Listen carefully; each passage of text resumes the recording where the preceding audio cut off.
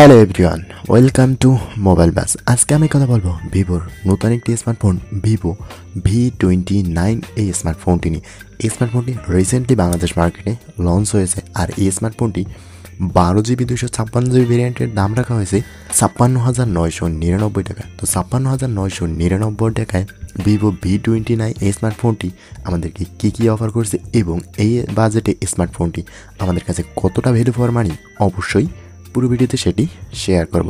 তাহলে ভিডিওটি শুরু করা যাক। প্রথমে যদি এই স্মার্টফোনটির ডিজাইন এবং বিল্ড কোয়ালিটি নিয়ে কথা বলি, দেখতে বেশ অসাধারণ। কার্ভ ডিসপ্লে, ব্যাক প্যানেলটাও দেখতে বেশ সুন্দর এবং শক্তপোক্ত স্লিম একটি স্মার্টফোন। কার্ভেজ ডিসপ্লে হওয়াতে ফোনটি দেখতে বেশ অসাধারণ। 10 নচ ডিসপ্লে, ব্যাক প্যানেলে ট্রিপল ক্যামেরা সেটআপ ইউজ করা হয়েছে। থাকছে ওরা লাইটের সিস্টেম, যেটি বেশ কালার চেঞ্জিং মোডেই এসেছে, যেটি কালার চেঞ্জ করে বেশ অসাধারণভাবে ইউজ করা যাবে, দেখতে বেশ চমৎকারই লাগে।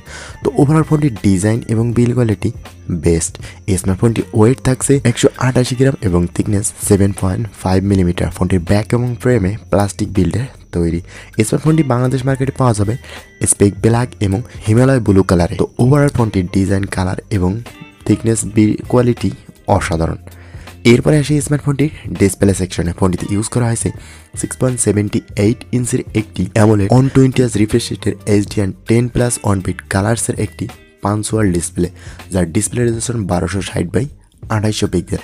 থাকছে 453 ppi ডেন্সিটি এবং 20:9 aspect ratio, 90.8% screen to body ratio এই স্মার্টফোনটি। তো ওভারঅল ফোনটির ডিসপ্লে যথেষ্ট সুন্দর এবং ব্রাইটফুল একটি ডিসপ্লে। ইনডোর আউটডোরে বেশ অসাধারণভাবে ইউজ করা হবে। কার্ভেজ ডিসপ্লে হওয়াতে এই স্মার্টফোনটি দেখতে বেশ চমৎকার ডে লাইট ইউজ করতে, এবং ফোনটির ডিসপ্লে ব্রাইটনেস সুন্দর এবং ফোনটি ব্রাইটফুল একটি ডিসপ্লে হওয়াতে কালার একুরেসিও বেশ সুন্দর। ফোনটির ডিসপ্লে ভিডিও দেখার ক্ষেত্রেও বেশ অসাধারণ এবং গেমিংয়ের দিক থেকেও চমৎকার সাপোর্ট পাওয়া যাবে ফোনটির ডিসপ্লে সেকশনে।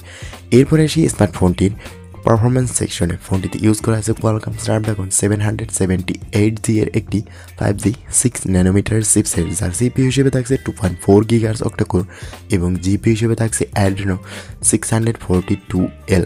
আর ফোনটি রান করবে ফান্টাস OS 13 এর সাথে অ্যান্ড্রয়েড 13।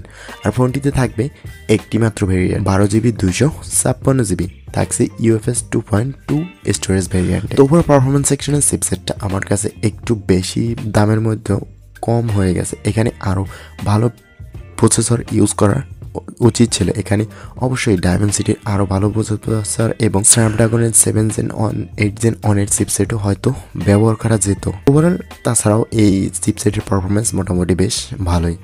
এরপরে আসি স্মার্টফোনটি ক্যামেরা সেকশনে। এই স্মার্টফোনটিতে ব্যবহার করা হয়েছে 50 মেগাপিক্সেলের একটি মেইন ক্যামেরার সাথে 8 মেগাপিক্সেলের আল্ট্রা ওয়াইড এবং 2 মেগাপিক্সেলের ডেপ সেন্সর। ফোনটি ব্যাক ক্যামেরা দিয়ে ভিডিও রেকর্ড করা যাবে 4K বাই 30 FPS রেজুলেশনে। ফোনটি ফ্রন্ট ফেসিংয়ে থাকছে 50 মেগাপিক্সেলের একটি ওয়াইড অ্যাঙ্গেল, যার দিয়ে ভিডিও রেকর্ড করা যাবে 1080p 30 FPS রেজুলেশনে।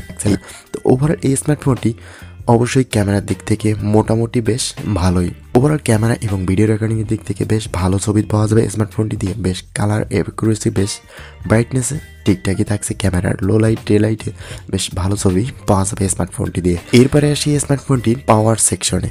ফোনটিতে ইউজ করা হয়েছে 4600 mAh এর ব্যাটারি এবং 18 ওয়াটের ফাস্ট চার্জার। এই স্মার্টফোনটি 0 থেকে 100% পর্যন্ত চার্জ হবে 35 মিনিটের মতো। তো ওভারঅল শর্ট টাইমে চার্জ করে আপনি পুরো একদিন অনায়াসে সাপোর্ট পাবেন। বাট হেভি ইউজ করলে হয়তো দিনের মধ্যে 2বারের মতন দেওয়া লাগতে পারে, বাট 2বারে চার্জ দিলেও আপনার পুরো দিনে চার্জ শেষ হবে না।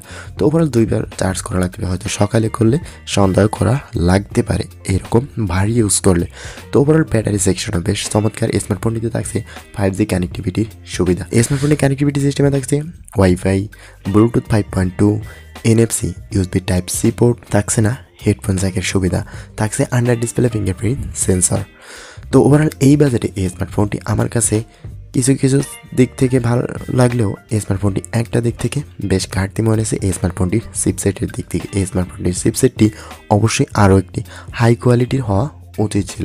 তো আপনার কাছে কোন কোন দিক থেকে বেস্ট এবং খারাপ লেগেছে অবশ্যই কমেন্ট করে জানাবেন। আজকের ভিডিওটি এই পর্যন্তই, কথা হবে নেক্সট কোনো ভিডিওতে। ততক্ষণ পর্যন্ত ভালো থাকবেন, সুস্থ থাকবেন। আল্লাহ হাফেজ।